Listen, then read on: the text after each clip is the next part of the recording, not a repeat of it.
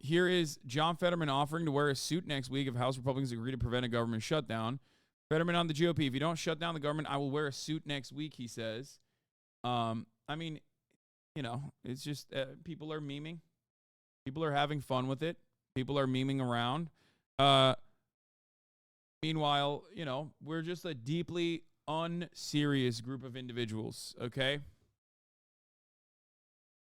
Government shutdowns. Why it happens only in America when it doesn't actually happen, but why does it happen, or why is it even a thing that will happen? Let's take a look. Why is the government constantly on the verge of shutdown is a question you might ask. Well, as always, let's go to Vox.com to describe it. Why is this a thing that only apparently happens in the one country on the planet? America is the best at having unnecessary conversations over the government shutting down, unnecessary, warfare happening on our fucking streets, and also, number one at medical debt, medical bankruptcy, number one at school shootings, number one at mass shootings, number one at violence, number one at the prisoner population. Both per capita and totality, mind you. It's great. We're so fucking good. We have government shutdowns in Europe too sometimes. Yes, but your governments don't even fucking operate for the most part. And the government shutdowns over something as stupid as the budget is idiotic, okay? It's like shutting down the stream at the top of the hour because there is a fucking 3-minute ad break. It's not going to happen. You can very easily avoid it by subscribing for $5 or for free with a Twitch Prime, okay? It's that simple. It's that easy. All you need to do is subscribe for $5 or for free with a Twitch Prime by connecting your Amazon Prime account to your Twitch account or by getting gifted a sub if you are lucky. Okay? Here's the 3-minute ad break now. No reason to shut down the stream unless Twitch actually fucks up, because it has been fucking up this morning. So maybe it will shut down the stream. Who knows? But here, I digress. Why is the U.S. government always shutting down? Let's take a look. It gets full and there's a government shutdown.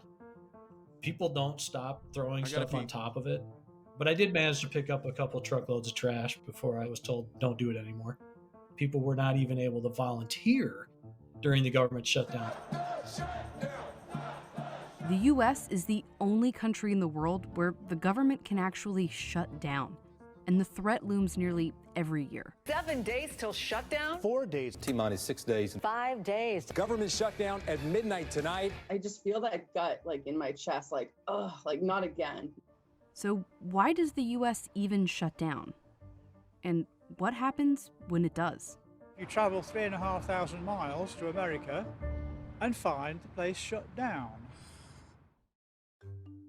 Every government in the world has to do the same thing. Decide how to spend the country's money. In the US, they do that by passing spending bills called appropriations bills that give these federal agencies their budgets. It happens every year or every fiscal year. Japan is April 1st, in Kenya, it's July 1st, in the US, it's October 1st. And if the government misses that deadline, the budget wasn't passed. We have no money. And then, you have to come to work anyway, just not getting paid. We did get back pay. Still, you have to wait for that. The saddest thing I ever seen was all these hardworking people in a line for their food bank. It's the conversation at the dinner table every single night. Well, Dad, do you know when you're going to get paid again? No, I don't. It's the way the U.S. government was set up, kind of. The answer to why we have government shutdowns actually starts in the Constitution. No money shall be drawn from the Treasury, but in consequence of appropriations made by law. And so what that really means is that before any federal money can be spent, there has to be an actual appropriations law allowing it. But that can be interpreted in different ways, and it has changed over time. Back in the 1800s, there were no shutdowns, but there were other problems. Agencies would routinely blow through their budgets, then keep spending, and would come back to Congress and ask for more. So Congress passed the Anti-Deficiency Act, which tells federal officials that they really, really can't spend money without an appropriation. But that didn't stop the government from missing their deadline. and creating long gaps in funding. As recently as the 1970s, there were plenty of these funding gaps. And yet, the agencies sort of pretty much just kept going. It couldn't possibly be that Congress wanted them to shut down if there was no budget bill passed on time, right? But we cleaned up this interpretation. the opinions basically said, no, seriously, unless Congress has passed an appropriations bill, agencies can't spend any money, including to employ the services of their employees. Even though there technically is money, we have no access to it. And since then, the U.S. has shut down many times. 1996 was the first big one for 3 weeks, and 2019 was the longest in history so far. I actually got to work and they was like, we're on furlough, they shut the building down. I was like, oh, the doors, they're not opening right now? They were like, no, it's shut down completely. I was like, what is a furlough? What's going on? I couldn't work. I couldn't go in. We weren't even allowed to check email. I ended up, picking up side jobs, right? Trying to make ends meet. These are all the agencies of the federal government. Here are the ones that actually shut down in 1996 and in 2019.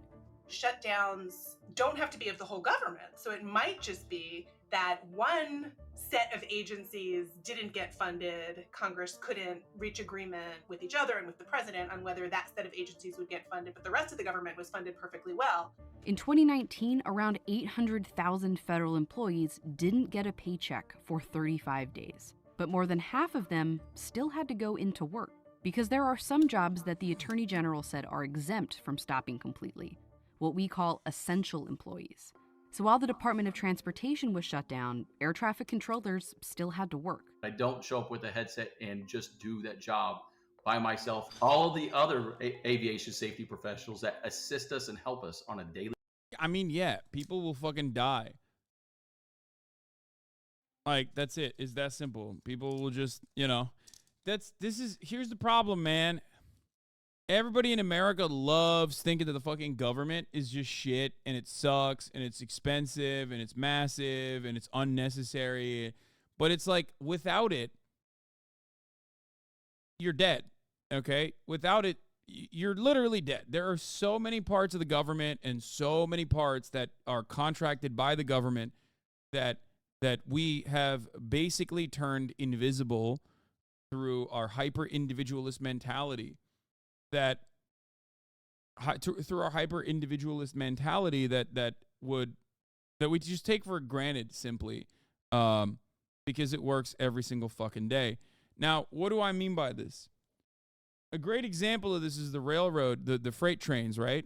Like not the public transit railroads, which are also very important, but railroads in general that,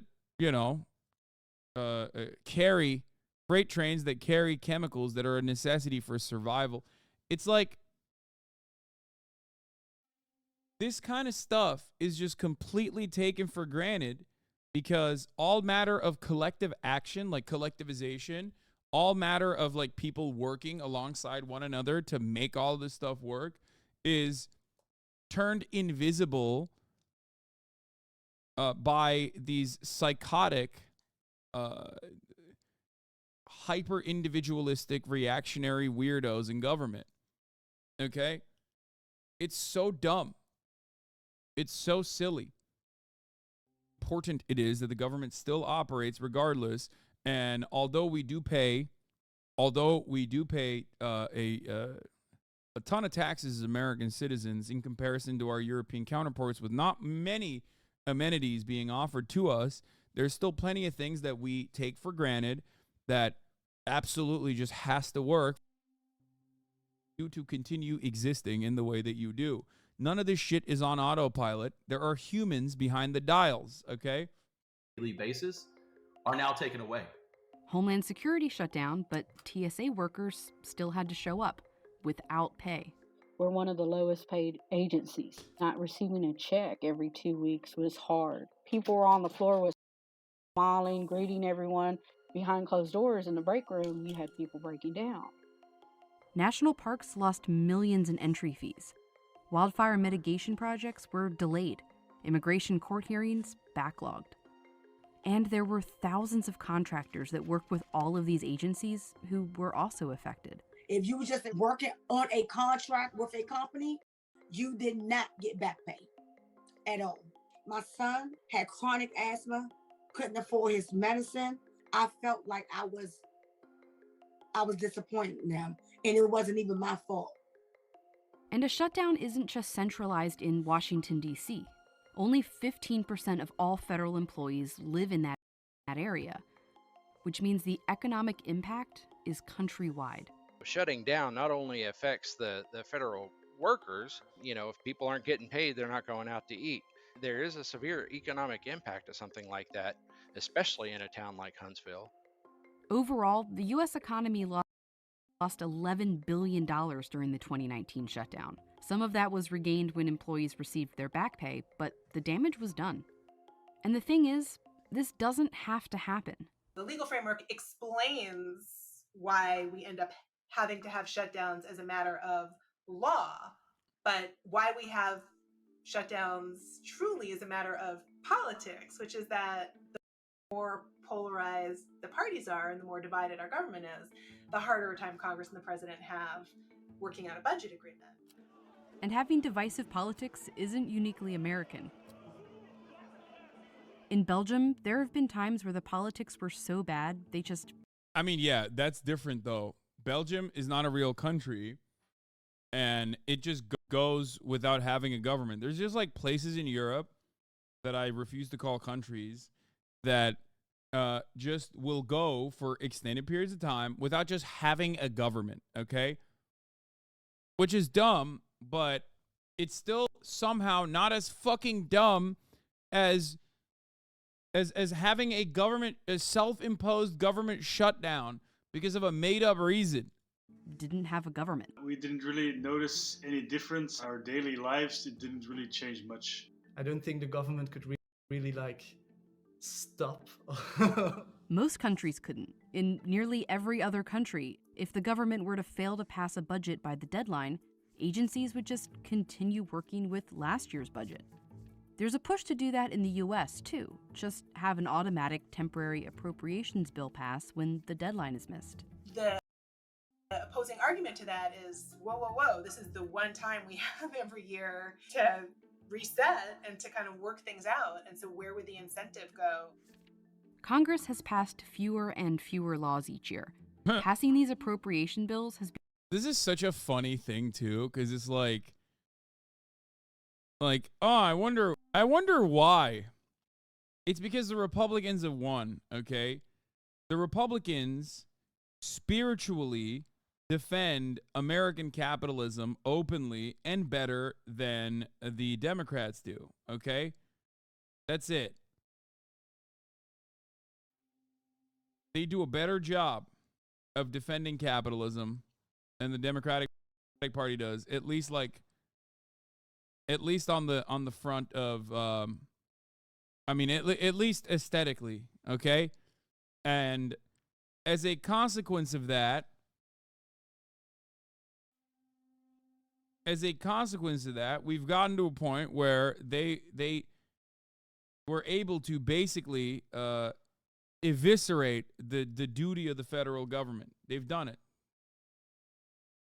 They've starved the beast out perfectly, and they get zero repercussions from their voters for doing so. There's no punishments for starving out the beast, and their actual voter base likes it. They love that shit.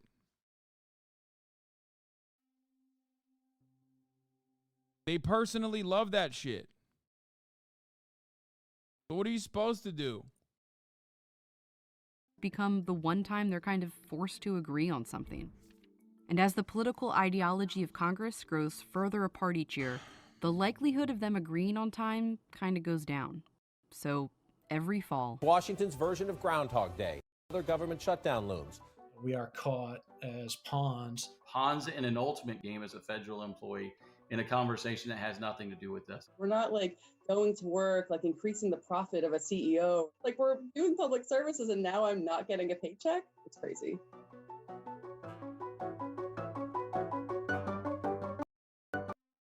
Genuine non-American person, can't they just say fuck you, I quit, and get a job that actually pays wages and doesn't have you work for free? I don't understand this entire thing. How fucking insane. No, man, you can't do that.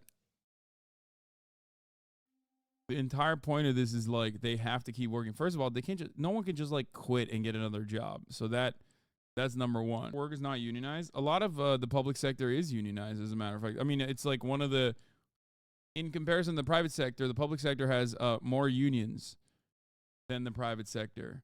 It's just that there are certain jobs that you just can't fucking quit. You know what I mean?